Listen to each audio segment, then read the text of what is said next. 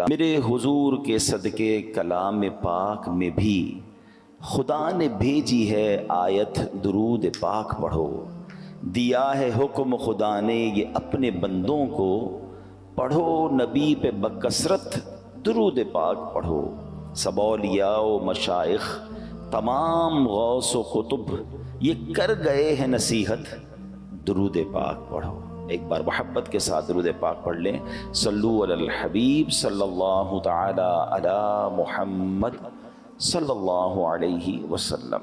کوشش کرتے ہیں ہم قرآن پاک کی کچھ آیتوں کی تلاوت کرتے ہیں، اس کا ترجمہ سنتے ہیں، اور اس سے جو میسج ملتا ہے، جو پیغام ملتا ہے، وہ سیکھنے کی کوشش کرتے ہیں۔ اللہ کریم قرآن مجید فرقان حمید میں ارشاد فرماتا ہے، پہلا پارہ ہے، سورہ بقرہ ہے اور آیت نمبر ہے 62۔ ارشاد ہوتا ہے، بسم اللہ الرحمن الرحیم، ان الذین آمنوا والذین ہادوا والنصارى والصابئین من آمن باللہ والیوم الآخر وعمل صالحا فلہم اجرہم عند ربہم ولا خوف علیہم ولا ہم یحزنون۔ اب اس آیت کا ترجمہ کیا ہے؟ آیت کا ترجمہ یہ ہے، آسان ترجمہ قرآن کنز العرفان، بے شک ایمان والوں نیز یہودیوں اور عیسائیوں اور ستاروں کی پوجا کرنے والوں میں سے جو بھی سچے دل سے اللہ پر اور آخرت کے دن پر ایمان لے آئیں اور نیک کام کریں تو ان کا ثواب ان کے رب کے پاس ہے، ان پر نہ کوئی خوف ہوگا اور نہ وہ غمگین ہوں گے۔ اب یہ بڑا خوبصورت یوں سمجھیے ایک سینیریو تھا، ایک زبردست یوں سمجھیے اس کے پیچھے پس منظر ہے۔ واقعہ ہے ایک ایسے صحابی کا جو تمام صحابہ میں سب سے لمبی عمر جن کو ملی، اور وہ صحابی ہیں حضرت سلمان فارسی رضی اللہ تعالیٰ۔ یاد یہ سب باتیں ہمیں پتہ ہونی چاہیے۔ 250 سال کے قریب آپ کی عمر تھی، اور آپ نے جس طرح اللہ کے نبی کو تلاش کیا ہے نا، جس طرح ایمان ان کو ملا، جس طرح نبی پاک کا ساتھ ملا، جس طرح وہ پیارے آقا کے پاس پہنچے، یہ لمبی داستان ہے۔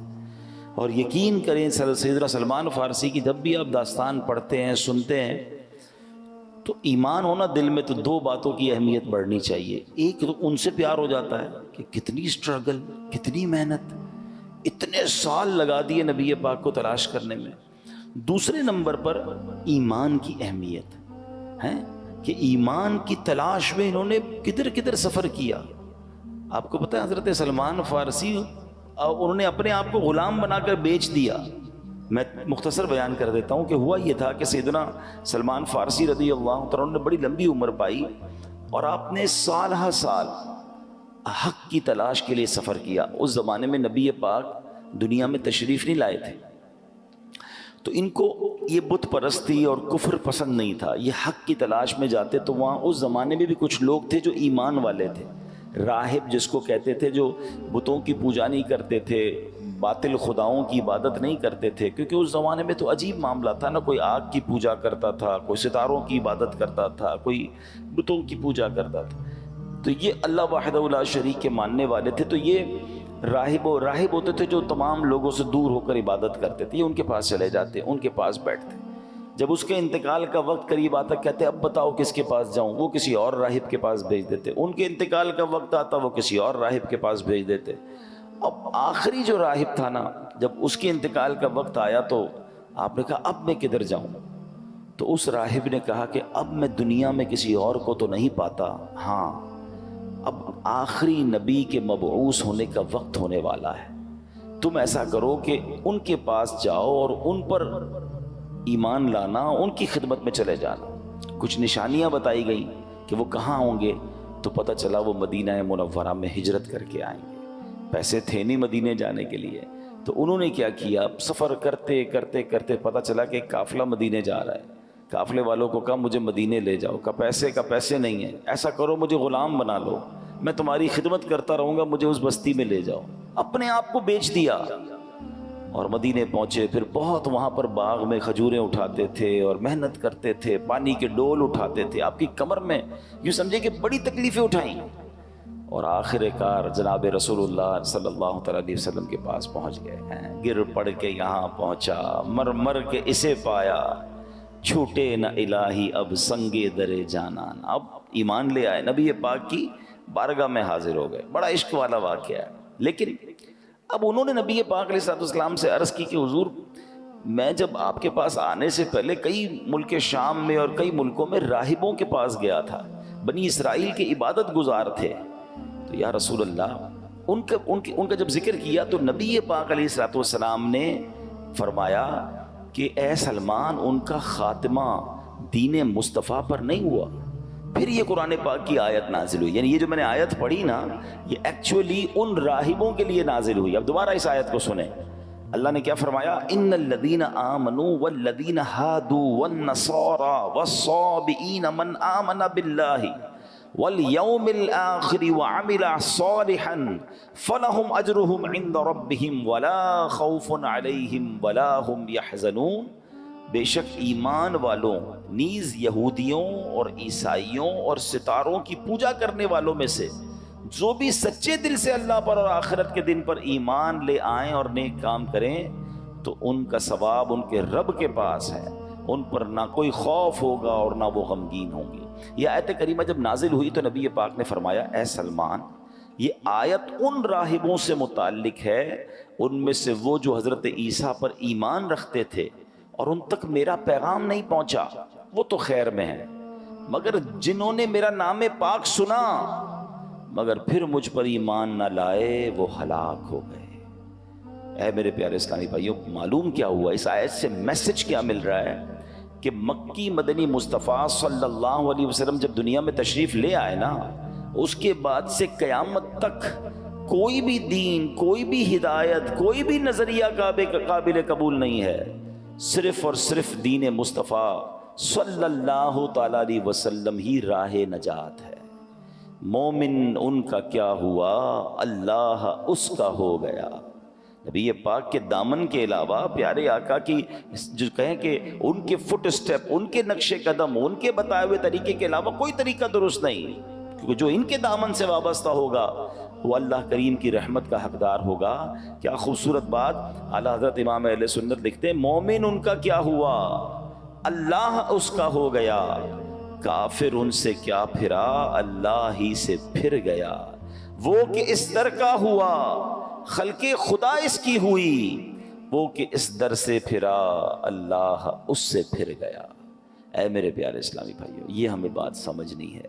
اس آیت کریمہ سے واضح طور پر معلوم ہو گیا، کوئی بنی اسرائیل سے تعلق رکھتا ہو، کوئی تورات کا ماننے کا دعویٰ کرتا ہو، کوئی انجیل پر ایمان رکھنے کا دعویٰ کرتا ہو، غرض کوئی کیسے بلند دعویٰ کیوں نہ کرتا ہو، نجات کس کو ملنی ہے، نجات کی راہ کون سی ہے؟ وہ دین محمدی یعنی دین اسلام ہے. اس کے سوا نجات کا راستہ نہیں. اللہ قرآن مجید میں ارشاد فرماتا ہے اور جو کوئی اسلام کے علاوہ کوئی اور دین چاہے گا تو وہ اس سے ہرگز قبول نہ کیا جائے گا اور وہ آخرت میں نقصان اٹھانے والوں میں سے ہوگا. اے میرے پیارے اسلامی بھائیوں، اب واقعہ سنیے گا. مشہور صحابی حضرت ابو ہریرہ رضی اللہ تعالیٰ عنہ، ان سے روایت ہے کہ نبی پاک علیہ السلام نے فرمایا روز قیامت اللہ کی بارگاہ میں اعمال پیش ہوں گے. یعنی اعمال بھی اللہ کی بارگاہ، ہم تو پیش ہوں گے، اعمال بھی پیش ہوں گے. نماز عرض کرے گی اے اللہ پاک میں نماز ہوں، ارشاد ہوگا تم بھلائی پر ہو. پھر صدقہ حاضر ہوگا، اے اللہ میں صدقہ ہوں، ارشاد ہوگا تم بھلائی پر ہو. روزے حاضر ہوں گے، یا اللہ میں روزہ ہوں، ارشاد ہوگا تم بھلائی پر ہو. اس طرح اعمال پیش ہوتے رہیں گے. آخر میں اسلام پیش ہوگا اور اللہ کی بارگاہ میں عرض کرے گا یا ربی انت السلام و انا الاسلام. اے اللہ تیرا پاک نام سلام ہے اور میں اسلام ہوں. ارشاد فرمائے گا انک علی خیر بک الیوم آخذ و بک اعطی. بے شک تو بھلائی پر ہے اے اسلام، آج جس کی بھی پکڑ ہوگی تیری ہی سبب سے ہوگی. یعنی جس نے تیرا انکار کیا ہوگا اس کی پکڑ ہوگی اور جس کو جو عطا ہوگا وہ تیری ہی بدولت ہوگا. اس کا مطلب جس نے اسلام تھاما ہوگا وہ بخشا جائے گا اور جو اسلام کا انکاری ہوگا وہ قیامت کے دن مارا جائے گا، پکڑا جائے گا. اگر میرا کوئی ایسا ویور ہے جو مسلمان نہیں ہے، جو اللہ کو، اس کے حبیب علیہ السلام کو ماننے والا نہیں ہے، آج قرآن کی آیتوں کے ذریعے میں آپ سے عرض کر رہا ہوں ایک ہی دین جو اللہ کی بارگاہ میں مقبول ہے. نبی پاک کے آنے کے بعد اب کوئی راہ نجات نہیں ہے. آپ اسلام میں داخل ہو جائیں. اللہ آپ کو اسلام پر استقامت دے. ہم جو ایمان والے اللہ ہمیں بھی ایمان پر استقامت دے, کہ ایمان ہی راہ نجات ہے. اب ذرا سنیے گا, کچھ لوگ آج بھی, اب اصل پرابلم یہ کہ علم تو ہے نہیں, سب دیکھنا ہے, سب پڑھنا ہے, سب کی جناب اندر جانا ہے, یہ ہمارا کام نہیں ہے. حضرت موسیٰ علیہ السلام پر کون سی کتاب نازل ہوئی تھی؟ تورات شریف. ٹھیک ہے, کس کی بات کر رہا ہوں؟ حضرت فاروق اعظم, حضرت عمر فاروق. کیسی ہستی ہیں جن کے بارے میں نبی پاک فرماتے ہیں میرے بعد اگر کوئی نبی ہوتا تو عمر ہوتا. ان کا واقعہ سنیے. ایک بار نبی پاک کا دربار تھا, حضرت عمر آئے, ہاتھ میں تورات شریف تھی.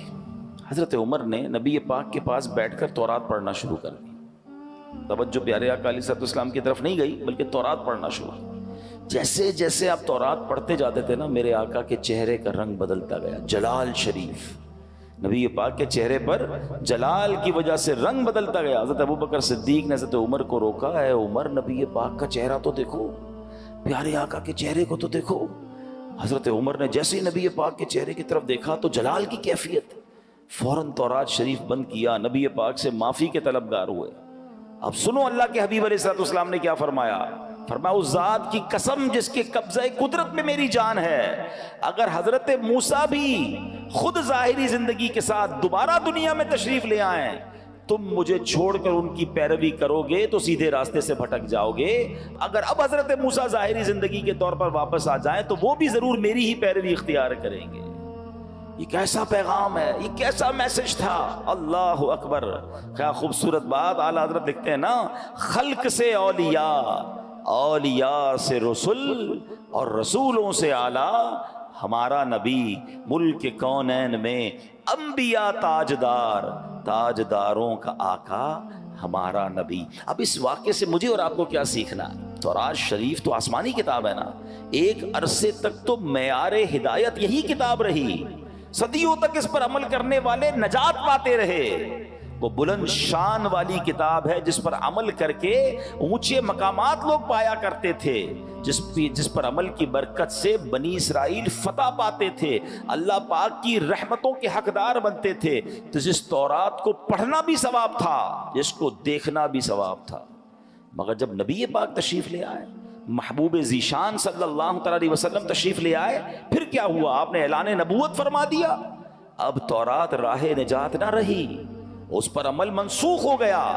اب غور کریں, جب پچھلی آسمانی کتابوں کے بارے میں یہ اصول ہے, یہ حکم ہے, تو اب جو نئے نئے فتنے اٹھ رہے ہیں, نئے نئے طریقے ایجاد ہو رہے ہیں, نئے نئے فارمولے لوگ لے کر آ رہے ہیں, ذرا غور کیجئے وہ کیسے راہ نجات ہو سکتے ہیں, وہ کیسے ہدایت کے راستے ہو سکتے ہیں. آج لوگ کہتے ہیں میں سب کو سنتا ہوں, میں ذرا غیر مسلموں کے بھی کلپس دیکھ لیتا ہوں, میں ذرا بد مذہبوں کی باتیں بھی سنتا ہوں, میں ان کے دلائل بھی پڑھتا ہوں. اپنا قرآن پڑھا نہیں ہے, اپنے دین کے بارے میں کچھ پتا نہیں ہے, اور ان لوگوں کی باتیں سننی ہے. مجھے بتاؤ ہم سے کتنا زیادہ حضرت عمر کا علم ہوگا. حضرت عمر کو تورات پڑھنے سے نبی پاک نے روک دیا, جو کہ آسمانی کتاب ہے. اور ہم جناب جن کے پاس علم نام کی کوئی چیز نہیں, اپنے دین کے بارے میں مضبوطی نہیں, اور غیر مسلموں کی باتیں سنیں گے, بد مذہبوں کی باتیں. کوئی بات دل میں بیٹھ گئی تو ایک بات یاد رکھیے گا, یہ ضرور اللہ کا مجھ پر اور آپ پر احسان ہے کہ ہمیں بن مانگے ایمان دیا ہے. ہم نے اسٹرگل نہیں کی. حضرت سلمان فارسی کو دیکھو یار, میں نے آپ کو بہت شارٹ پہ واقعہ سنا, میں واقعہ پورا سناؤں رونے لگ جاؤ گے, کہ اس اللہ کے بندے نے ایمان حاصل کرنے کے لیے, نبی پاک کو تلاش کرنے کے لیے کیا کیا کیا, اپنا آپ بیچ دیا. میں نے اور آپ نے کیا کیا؟ ہم تو پیدا ہی مسلمان گھرانے میں ہوئے, بغیر مانگے. اللہ نے کتنی بڑی مہربانی کی, پیدا ہوتے ہی سب سے پہلی آواز کیا سنی ہمارے کانوں نے؟ اللہ اکبر, اللہ اکبر. میرے ماں باپ مسلمان, میرے گھر میں اسلام. اللہ, کبھی سوچو اگر میں اور آپ کسی اور غیر مسلم خاندان میں پیدا ہو جاتے تو کدھر جاتے؟ کیا نہیں ہو سکتے تھے؟ کیا آج دنیا میں عیسائیوں کے بچے پیدا نہیں ہوتے, غیر مسلموں کے گھر میں بچے پیدا نہیں ہوتے؟ مجھے کیوں مسلمان گھرانے میں اللہ نے پیدا کیا بن مانگے؟ یہ کتنا بڑا اللہ کا احسان ہے. اچھا پھر ایک اور احسان, چلے ایمان والا بنایا, اللہ کی بڑی مہربانی, اللہ تیرا شکر, مگر مجھے حضرت موسیٰ کا امتی بھی تو بنا سکتا تھا, حضرت عیسیٰ کا امتی بھی تو بنا سکتا تھا. اس زمانے میں بھی تو لوگ پیدا ہوئے تھے. یہ میں آخری نبی علیہ السلام کی امت میں پیدا ہو گیا. یہ کتنی بڑی مہربانی ہے. میں خدا کی قسم صحیح بتاؤں نا، صرف میں اور آپ ساری زندگی اسی بات کا شکر ادا کرتے جائیں تو زندگی ختم ہو جائے، شکر ادا نہیں ہو سکتا. کتنا بڑا مجھ پر احسان کر دیا ہے. میری خوش قسمتی میں تیرا امتی، امتی تیری قسمت پہ لاکھوں سلام. یہ اللہ نے ہم پر مہربانی کی نا. لیکن اب ایک بات آپ سمجھ جائیے، ایمان والے تو بن گئے، مسلمان گھرانے میں پیدا تو ہو گئے، but we have no guarantee کہ ہم مسلمان ہی مریں گے. ہاں، ایمان بندہ قبول بھی کر سکتا ہے، اور بد قسمتی سے بدبختی غالب آ جائے تو اس کا ایمان اس سے چھن بھی سکتا ہے. ایمان کی فکر کرنی ہے، ایمان کی حفاظت کی دعائیں کرنی ہیں. پوری دنیا میں آج کہا جاتا ہے کہ سب سے زیادہ جو موسٹ گروئنگ ریلیجن ہے نا، سب سے زیادہ پھیلنے والا مذہب اسلام ہے. بہت اچھی بات ہے، مگر مسلمان بھی غیر مسلم ہوتے ہیں، اس کی بھی ہمیں فکر کرنی ہے، دعائیں کرنی ہیں. تو اس یہ کیسے ہو سکتا ہے؟ جب آپ سب کی سنیں گے، آپ غیر مسلموں کو بھی سنیں گے، آپ بد مذہبوں کو بھی سنیں گے، آپ ان سے دوستیاں لگائیں گے، کیا پتہ ان کی کون سی بات. اب تو سنا ہے، پتہ نہیں، میں مذہبوں کے نام نہیں لیتا، مگر مختلف تہواروں میں مسلمانوں کے بچے جا رہے ہیں، آپس میں تحفے دیے جاتے ہیں. بھئی یہ تحفہ کیوں آیا؟ تو فلاں مذہب والوں کی عید ہے، فلاں مذہب والوں کا تہوار ہے. ہم مسلمان کلمہ پڑھنے والے، جو بندہ میرے رب کو نہ مانے، میرے نبی کو نہ مانے، میں ان کے تہواروں میں کیسے شرکت کر سکتا ہوں؟ اپنے ایمان کو مضبوط رکھو، ورنہ یہی ایمان کے ضائع ہونے کا سبب ہے. میں آخر میں بتاؤں گا، علماء نے کچھ اسباب بھی لکھے ہیں جس کی وجہ سے ایمان ضائع ہو سکتا ہے، مگر ایمان کتنی بڑی نعمت ہے. اللہ اکبر. ایک بزرگ ہیں حضرت ابراہیم آجری رحمت اللہ تعالیٰ. ایک دن آپ تندور جلا رہے تھے، اتنے میں بنی اسرائیل سے تعلق رکھنے والا ایک غیر مسلم وہاں آ گیا. آپ نے اسے اسلام کی دعوت دیتے ہوئے فرمایا، اسلم فلا تدخل النار، یعنی مسلمان ہو جا، جہنم کی آگ سے بچ جائے گا. دعوت دینے کا انداز دیکھیں.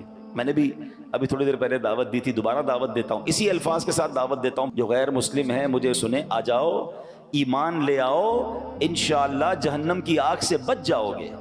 وہ غیر مسلم کیا کہتا ہے کہ جہنم کی آگ کے معاملے میں تو آپ اور میں برابر ہیں، کیونکہ اس نے کچھ قرآن پڑھا ہوا تھا. قرآن کی ایک آیت ہے، اس نے کہا کہ آپ ہی کی کتاب قرآن پاک میں ہے، اللہ قرآن میں فرماتا ہے تم میں سے ہر ایک دوزخ پر سے گزرنے والا ہے. تو پتہ چلا جہنم میں تو آپ بھی جائیں گے، میں بھی جاؤں گا، ہم دونوں ہی برابر ہیں. آپ کہتے ہو جہنم سے بچ جاؤ گے. اچھا، اب یہ آیت کس چیز کے لیے ہے؟ اس آیت کا مطلب یہ ہے کہ پل صراط ہے نا، وہ تلوار سے زیادہ تیز ہے، بال سے زیادہ باریک ہے، اور وہ جہنم کے اوپر بنا ہوا ہے. ہر بندہ گزرے گا، مسلمان بھی گزرے گا، غیر مسلم بھی گزرے گا. انشاءاللہ ایمان والا خیر سے گزر جائے گا، کافر کٹ کے جہنم میں گر جائے گا. فرق یہ ہے، گزرنا تو ہے. اب ان بزرگ نے جب یہ آیت سنی نا، اللہ والے تھے، ایمان والے تھے، انہوں نے کہا اچھا ایسا کرو، ذرا اپنی چادر دو.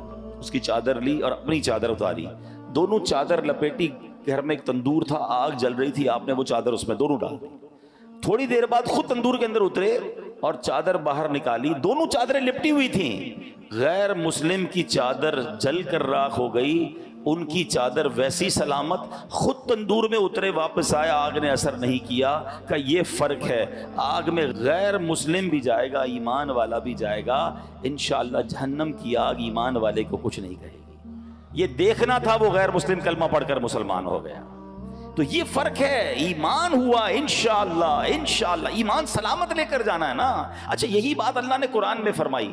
Try to understand. جب ہم اس طرح کی باتیں کرتے ہیں نا، تو لوگ کہتے ہیں یار یہ پتہ نہیں کیسے کہہ رہے ہیں ایمان جا سکتا ہے، اللہ نے مسلمان بنا دیا، اب تو گارنٹی ایمان والے ہو گئے. نہیں، اللہ کے نبی کی دعائیں ہیں.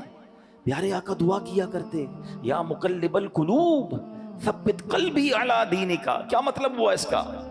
دلوں کو پھیرنے والے، میرے دل کو اپنے دین پر ثابت قدمی عطا فرما. کون دعا کر رہا ہے؟ جس کے صدقے ایمان ملا ہے. پڑھتے ہو نا نعت میں شعر، تیرے صدقے میں آقا سارے جہاں کو دین ملا. وہ دعا کر رہے ہیں ہماری تربیت کے لیے کہ دل بدلتا ہے. اے اللہ دل سلامت رکھیو، ایمان لے کر جانا ہے. اچھا، قرآن میں رب نے فرمایا نا، یا ایھا الذین آمنوا اتقوا اللہ حق تقاتہ ولا تموتن الا وانتم مسلمون. اے ایمان والو، اللہ سے ڈرو جیسا ڈرنے کا حق ہے، اور نہیں مرنا مگر مسلمان. یعنی ایمان لے کر مرنا، کہیں غیر مسلم مت مر جانا. قرآن کا یہ پیغام بتا رہا ہے کہ ایمان والا بھی بے ایمان ہو سکتا ہے، ایمان والے کا بھی ایمان چھن سکتا ہے۔ تو اے میرے پیارے اسلامی بھائیوں، آج سمجھنا یہ ہے کہ اپنے ایمان کی حفاظت کرنی ہے۔ ایمان ہے تو سب کچھ ہے۔ نبی پاک کی راہ کے علاوہ، پیارے آقا کے طریقے کے علاوہ کوئی طریقہ نہیں جو راہ نجات ہو۔ ادھر ادھر لیفٹ رائٹ نہیں جانا ہے۔ اپنے ایمان پر، اپنے دین سے محبت بھی کریں۔ انفارچونیٹلی ایسا بھی ہو گیا، جو خاص طور پہ غیر مسلموں ملکوں میں رہتے ہیں، یہ ذرا بہت زیادہ ایلیٹ کلاس، ماڈرن طبقے میں جانا آنا ہے، ہمیں بھی پتا ہے، وہ ادھر جا کے اپنے آپ کو مسلمان کہتے ہوئے شرما رہے ہوتے ہیں، اپنے اسلامی طریقوں پر عمل کرتے ہوئے شرما رہے ہوتے ہیں۔ اچھا ادھر سے کوئی اٹیک ہو اسلام کے اوپر، اسلام کے طریقے پر، تو خود ہی ان کی باتوں میں ہاں میں ہاں ملا رہے ہوتے ہیں۔ ہاں جناب یہ کچھ بات مجھے بھی سمجھ نہیں آتی، تفے تم پر، اپنے ایمان، اپنے قرآنی حکم پر، نبی پاک کے طریقے پر آپ خود ڈگمگا رہے ہو۔ ارے دنیا کے کسی میدان میں جائیں، ڈنکے کی چوٹ پہ کہیں میں مسلمان ہوں، میں اپنے نبی کا امتی ہوں، اور جو قرآن و حدیث میں سب پر میرا ایمان ہے۔ یہ آدھا مسلمان کون سا ہوتا ہے؟ اسلام میں پورے داخل ہونا ہے اور اس پہ فخر کرنا ہے، اس پہ شرمانا نہیں۔ اور یہ ایمان مضبوط ہونے کی دلیل ہے۔ وہی پرابلم ہے نا، صحبتیں ایسی ہیں، دوست ایسے ہیں، باتیں ایسی ہیں کہ سن سن کر ان سے پیار ہو جاتا ہے، اسلام سے نفرت ہو جاتی ہے۔ اسلام کے کچھ اب دیکھیں نا، بہت سارے لوگ نکلے کہتے ہیں پردے کی کوئی ضرورت نہیں ہے۔ عورت کو جناب کس نے کہا؟ بھائی قرآن نے کہا پردہ ہونا چاہیے، نبی پاک نے کہا پردہ ہونا چاہیے۔ لوگ کہہ رہے نہیں، عورت کی آزادی، میرا جسم میری مرضی۔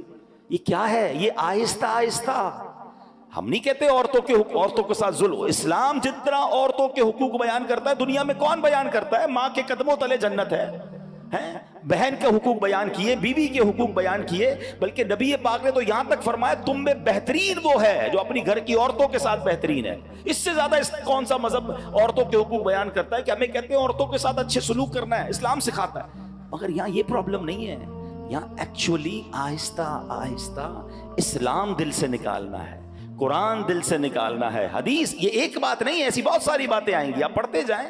یہ کچھ آتے ہیں دانشور کے نام پر جو ٹی وی پہ آئیں گے، سوشل میڈیا پہ آئیں گے اور آپ کو سمجھائیں گے کہ قرآن کی یہ بات ٹھیک نہیں ہے، اس پہ عمل نہیں کرنا چاہیے، اس کا مطلب تو کچھ اور ہے، یہ پلاننگز ہیں۔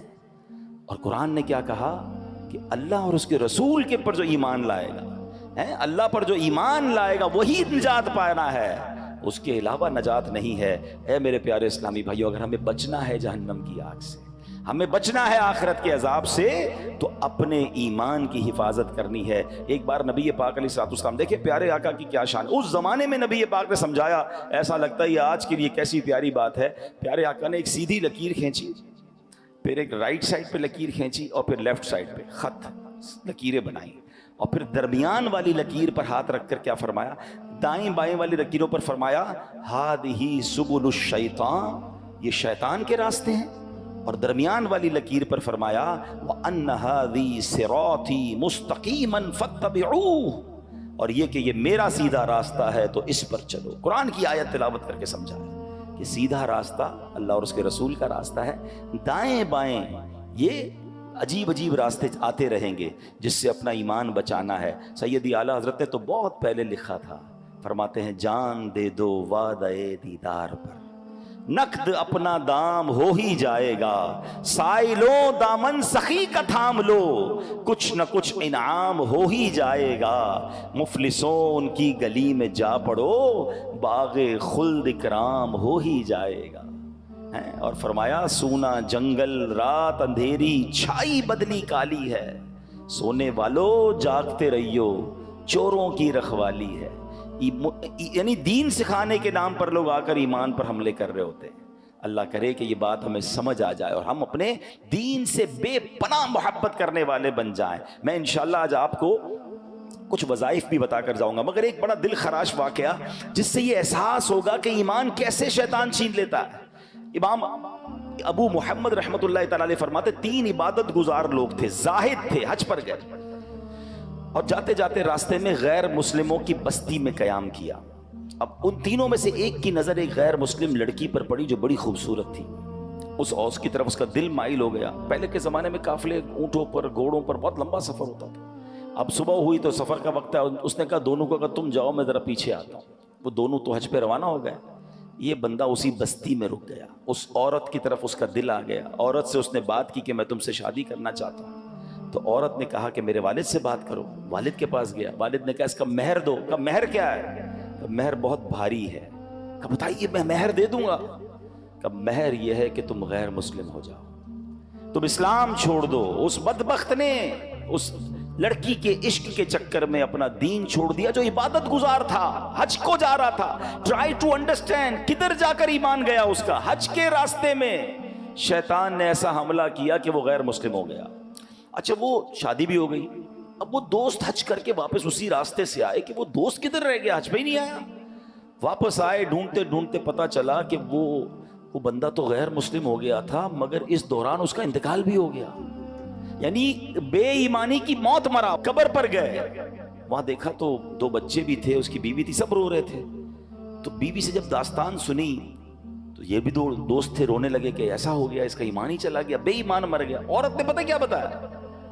تو عورت نے کہا آپ کیوں رو رہے ہیں؟ کہا ہم اس کی عبادت کے گواہ ہیں, اس کے زہد اور تقوی کے گواہ ہیں. یہ بڑا نیک تھا, بڑا عبادت گزار تھا, ہمیں افسوس یہ اس کا ایمان چلا گیا. اللہ کی شان دیکھو, جب اس عورت نے اپنے سابقہ شوہر کی عبادت و تقوی کے بارے میں سنا, وہ عورت کلمہ پڑھ کر مسلمان ہو گئی. ہائے ہائے ہائے, یہ اللہ کی خفیہ تدبیر ہے کہ جس عورت کی وجہ سے اس نے ایمان ختم کیا, وہ عورت مسلمان ہو گئی, مگر اس عبادت گزار کا خاتمہ ایمان پر نہیں ہوا. ہم اللہ سے آج کے دن اس کے گھر میں بیٹھ کر دعا کرتے ہیں, اللہ ہمارے ایمان کی حفاظت رکھنا. اے اللہ ہمیں مرتے وقت کلمہ نصیب فرما, ہمیں برے خاتمے سے بچا. اے اللہ جب قبر میں جائیں اللہ ایمان سلامت لے کر جائیں. یہ دعائیں کرتے رہیں, مال سلامت رہے, کاروبار سلامت رہے, بچے سلامت رہے, پتہ نہیں کتنی دعائیں کرتے ہیں. میں نہیں کہتا نہ کرو, مگر ایمان کی بھی تو دعا کرو نا. سب سے بڑھ کر تو ایمان ہے, وہ ہماری دعاؤں میں ہی نہیں ہے. اب آخر میں آئیے, ایمان سلب ہونے والے وہ کچھ کام جس کی وجہ سے ایمان سلب ہو سکتا ہے, وہ کیا ہے؟ حضرت بعض علماء فرماتے ہیں برے خاتمے کے 4 بڑے اسباب ہیں. نمبر 1, نماز میں سستی. پلیز نماز نہ چھوڑا کریں. یہ نماز میں سستی یہ ایمان چھن جانے کا سبب ہے. دوسرے نمبر پر فرمایا شراب نوشی, خدا کے واسطے شراب کے قریب بھی نہ جائیں. تیسرے نمبر پر والدین کی نافرمانی, خدا کے واسطے اپنے ماں باپ کی عزت کریں, پیار کریں, ان سے محبت کریں, ان کی رسپیکٹ کریں, ان کا دل نہ دکھاؤ. ماں باپ ناراض تو رب ناراض, ماں باپ راضی تو رب راضی. اور چوتھے نمبر پر علماء نے فرمایا مسلمانوں کو تکلیف دینا. کچھ لوگوں کی بڑی عجیب عادت ہوتی ہے, آلویز تکلیف ہی دیتے ہوتے ہیں. طنز کریں گے, گالیاں دیں گے, جھگڑا کریں گے. پڑوس میں ہے تو پڑوسی کو تکلیف, رشتہ دار میں ہے تو رشتہ داروں کو تکلیف, کاروبار کریں تو کاروباریوں کو تکلیف, جدھر جائیں ٹینشن. نہ کرو ایسا. یہ حقوق العباد کا معاملہ, ایک تو اس کے گناہوں کا انبار آپ پر لگ رہا ہے, دوسرا اللہ نہ کرے ایمان ہی ختم نہ چلا جائے ہمارے ہاتھ سے. امیر اہل سنت نے کچھ اور اسباب بھی لکھے, چغلی کھانا اور اسی طرح حسد کرنا, بد نگاہی بھی برے خاتمے کا سبب ہے. فرض ہونے کے باوجود حج نہ کرنا, یہ تو نبی پاک کی حدیث ہے نا کہ جو استطاعت کے باوجود حج نہ کرے. حدیث کا خلاصہ ہے مجھے کوئی پرواہ نہیں وہ یہودی ہو کر مرے یا نصرانی ہو کر مرے. یہ کون کہہ رہا ہے؟ اللہ کے نبی فرما رہے ہیں. حج فرض ہے پھر بھی حج نہیں کرتے. بس یار ذرا وہ بچی کی شادی کر لوں, ذرا گھر بنا لوں, ذرا کاروبار سیٹ کر لوں. خدا کے واسطے اگر آج مجھے کوئی ایسا میرا بھائی سن رہا ہے, میری کوئی ایسی بہن سن رہی ہے, اگر حج فرض ہے فرض ادا کریں. حج فرض پورا کیے بغیر مر نہ جائیں. زندگی میں ایک ہی بار تو حج فرض ہے. اگر پیسے ہیں, استطاعت ہے, جو اس کی تفصیل ہے تو حج کر لیں. اور اب آخر میں آئیے میں آپ کو کچھ وظائف بھی بتاتا ہوں جو علماء نے لکھے کہ جو ایمان کی سلامتی کا انشاءاللہ ایمان کی سلامتی کا سبب بنیں گے. اور وہ کیا ہیں؟ ایمان پر خاتمے کے 3 اوراد روزانہ 41 بار. یہ اعلیٰ حضرت امام اہل سنت نے ماشاءاللہ کوئی شخص حاضر ہوا کہ حضور میرے ایمان پر خاتمے کی دعا کر دیں, تو آپ نے دعا بھی فرمائی اور ارشاد فرمایا 3 وظائف دیے. 41 ٹائم روزانہ صبح کو یا حیو یا قیوم لا الہ الا انت اول آخر درود شریف, اور 41 ٹائم ایک بار مل کر پڑھ لیں. یا حیو یا قیوم لا الہ الا انت. سوتے وقت اپنے سب اورات کے بعد جب سارے آپ ورد پڑھ لیں, وظائف پڑھ لیں, سورہ کافرون پڑھ لیا کریں, اور انشاءاللہ اس کے بعد کوئی گفتگو نہ کریں. سورہ کافرون کی تلاوت کر لیں, انشاءاللہ اس کا خاتمہ ایمان پر ہوگا انشاءاللہ. اچھا, پھر 3 بار صبح و شام ایک اور دعا ہے جس کا ورد کرنا ہے، اللہم انا نعوذ بک من ان نشرک بک شیئا نعلمہ ونستغفرک لما لا نعلم۔ انشاءاللہ یہ بھی پڑھیں گے تو اللہ نے چاہا ایمان پر خاتمہ ہوگا، اور بار بار کلمہ پاک پڑھتے رہا کریں۔ بڑا پرابلم ہے جناب، مرتے وقت سب کی تمنا ہے کہ اللہ مرتے وقت زبان پر کلمہ جاری ہو، مگر پورا مہینہ گزر جاتا ہے کلمہ نہیں پڑھتے۔ بھائی زبان کلمے کی عادی ہوگی تو مرتے وقت کلمہ نصیب ہوگا نا۔ تو میں بھی نیت کروں، آپ بھی نیت کریں، کم از کم روز کی ایک تسبیح لا الہ الا اللہ محمد الرسول اللہ۔ افضل الذکر کہا گیا، سب سے افضل ذکر نبی پاک نے پتہ کیا فرمایا؟ افضل الذکر لا الہ الا اللہ۔ تو پورا کلمہ پڑھتے رہا کریں۔ اللہ مجھے بھی عمل کی توفیق عطا فرمائے، آپ کو بھی نصیب فرمائے، اللہ پاک ہمیں عمل کرنے کی توفیق عطا فرمائے، آمین بجاہ النبی الامین صلی اللہ علیہ وسلم۔